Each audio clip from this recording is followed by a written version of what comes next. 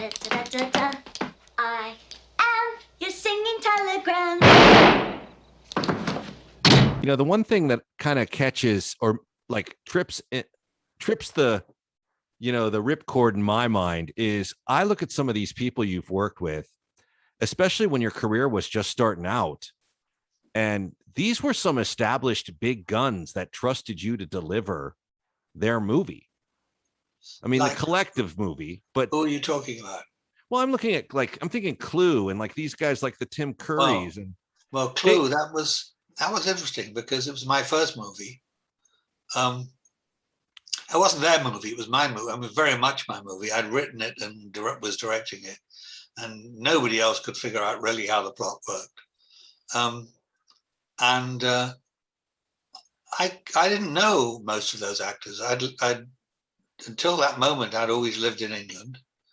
And most of these people were very famous in America, but I didn't know them. I knew Tim Curry because we'd been at school together, high school. And I knew Madeline Kahn's work. I didn't know her because I've seen her in Peter Bogdanovich's films and Mel Brooks's films, and I thought she was an absolute comedic genius. But all the others were just people who came in and came to meet me, and I thought they were funny when I met them. And I wasn't really aware that they were a bunch of famous comic people. You know, you must have done something other than skill set as a writer, though, for people to trust you to direct this movie. Because, I mean, you were new, right? So Landis obviously sees something in you or thinks something about you where he's like, Jonathan Lynn can handle this. I mean, that's a huge. It's seen the production of mine at the National Theatre in London, so he knew I could direct actors. And I'd written the script. The only thing I didn't know about was the camera. So I did a crash course. Yeah. But it was tricky. And it was very short shoot for what we had to achieve. So it became, we were shooting so much out of sequence that I think the cast sometimes didn't even know what scene we were doing. You know, you have too much class to speak ill of the dead, so I won't put you on the spot, but I was once in a Starbucks behind Eileen Brennan, which took about 30 minutes for her to order, and I could swear she was doing an act. I thought, I said, this has got to be a put on. There's no way she's actually like this trying to order a latte. She just was completely like not confused, but deliberately playing it up. Like she was, should I get I don't know. Maybe I should just get a cappuccino.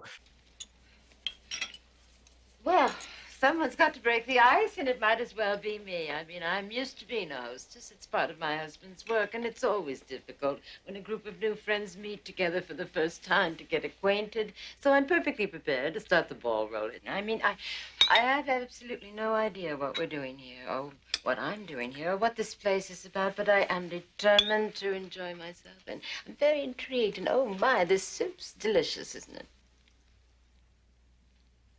And she had a guy with her that was kind of helping her through I don't know. You know, it was interesting. I mean, I wasn't really standing behind her for a half hour, but I was like, this has got to be a put on. It's way too Miss Peacock. So I wonder, I look at Clue now, I wonder how much acting she's actually doing. Oh, I think quite a bit. But I didn't get to know Eileen very well. I mean, I knew her on the set. I knew her as Mrs. Peacock. I mean, we had rehearsals for a week or so before we started. But I never got to know her as a person. Mostly, I find I don't get to know the actors very well personally because I'm too busy. The actors all have a lot of time to get to know each other because they're not in every scene. Or if there are gaps when the camera and lights are being set up and they hang out. But I'm not hanging out. Directors are not on the whole hanging out. They're doing a scene and then they're setting up the next scene and then the next scene, and they're thinking about each one in between. And I don't have much time to hang out with the actors. I think I probably should do it more, but I never have done. Well, you're good company, man, if somebody can get it. I will say you're not boring in any sense. You're always fun to talk to. Your road to redemption is paved with tombstones. No quarter, kill all masters. Go to noquarterkillallmasters.com. Rated R.